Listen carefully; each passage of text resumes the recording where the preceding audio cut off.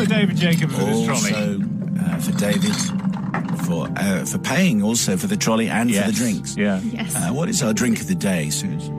Well, I know it's not December quite yet, but it is tomorrow, and we were talking about Christmas confessions. So I'm going to go early, and I'm going to say, have a glass of mulled wine. Oh, what a call. It's a bit early for mulled wine. No, it's not. No, it's not. Absolutely fine. That's a good Mulled idea. wine, yeah. So you never know quite how alcoholic it is. That's the issue there.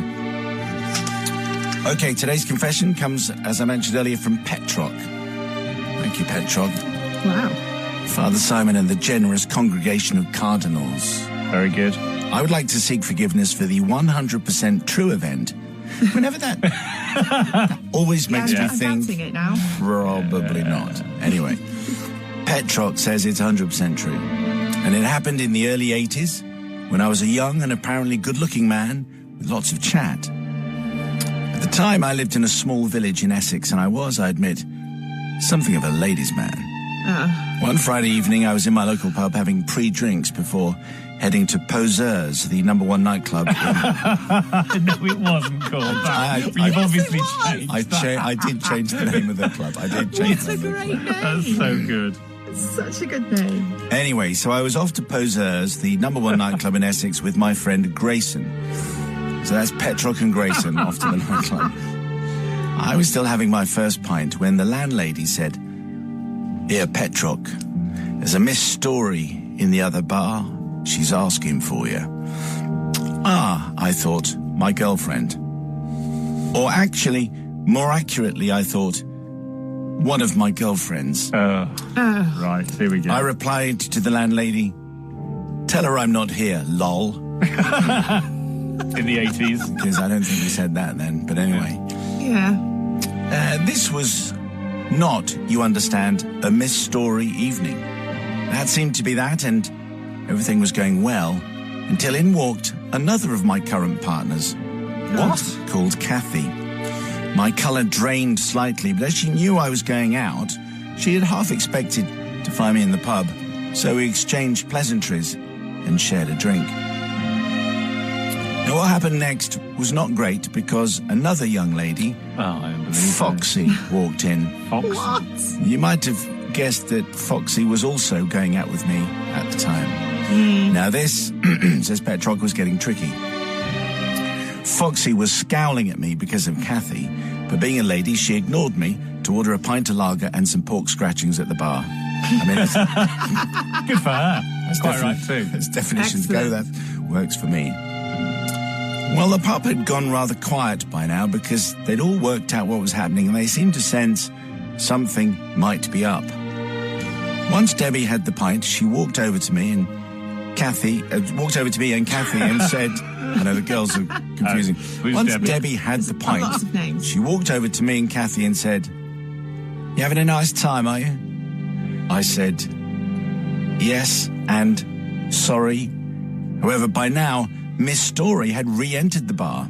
So now, all my three young ladies were together. This had never happened before. This was going to be painful. Now, really, I have to say, I think I was quite unfortunate. I mean, what are the chances? I don't think I was being too much of a cad, as I had many interests in those days, and I needed 3 girlfriends to cover all of those bases. What? No harm, no foul, as I think Matt might say. Well, of course, I realise now that I had what was coming. As I am a man of mature taste and wisdom, everybody tells me that now. But back in the pub, with Miss Story, Debbie, and Kathy, all of them glowering at me, and the pub was silent. Glowering, also raging, also seething, all at the same time, and I stared back. It was at this point that Debbie, very, very slowly, took her pint of ice-cold lager and also very, very slowly raised it above my head. "You, Petrove," she said, "are a pig." Yeah. Yep. And with that, she poured the pint of lager all over me. This rather annoyingly soaked my nice white shirt and leather trousers. Leather trousers. Soaking wet, I was lost for words, and the ladies all left together to no doubt have a few words about me in private. The landlord offered me a bar towel and a drink, and his wife offered me a hairdryer to use while she rinsed and tumble-dried and ironed my shirt so No that I could chance. still go clubbing. Nothing could stop me, Father Simon, not even the wrath of 3 women.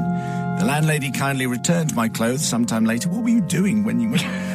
Anyway, whereupon Grayson and I departed for the Poseurs nightclub to seek more dancing and some young ladies. I think we got the measure of Petrove.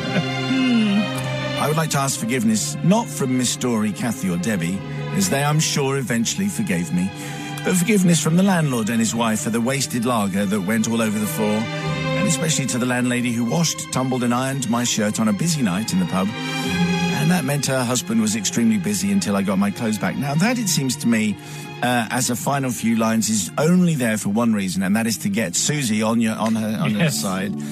What with Susie being a pub woman and all that. So I think I know which way this is going to go. Sister Susie, first of all. Yes, there is absolutely no chance of forgiveness from here. Do you know what? I've seen very similar situations run out in the pub, and you have to be very careful what you say, because some people might have more than one girlfriend. They shouldn't, but some people do, and they bring them to their favourite pub, and it's really hard. But there's no chance. I wouldn't have washed and dried your clothes. I would have said you deserved it, and you definitely did. Rude. It's fine if you're honest with them, but you weren't honest with them, so I don't forgive you at all. What's he doing? Is he standing in his underpants whilst all his clothes... I'm guessing that's what's happening. Yes, because yes. Well, I'm not sure she's not laundering his leather trousers. And by the way, leather trousers by themselves should have been not Quite forgiven. clean. Get out with your leather pants. I'm guessing that Petrove stood there posing in front of the landlady. That's what I'm thinking. Petrove, very much not a stranger to mirrors. That's going to be my assessment of him. However, I'm going to forgive because I think those other women, they all dodged a bullet, didn't they? Because they all got it. They are now no longer in Petrove's life. And frankly, they're better off without him because of all the beer. And how's she what? She's just drying the trousers and the shirt. It's still going to stink of beer, so he's not going to have any luck in Poseurs later on anyway. So for that reason, I'm going to forgive, but with a massive caveat about the trousers. There's a sentence.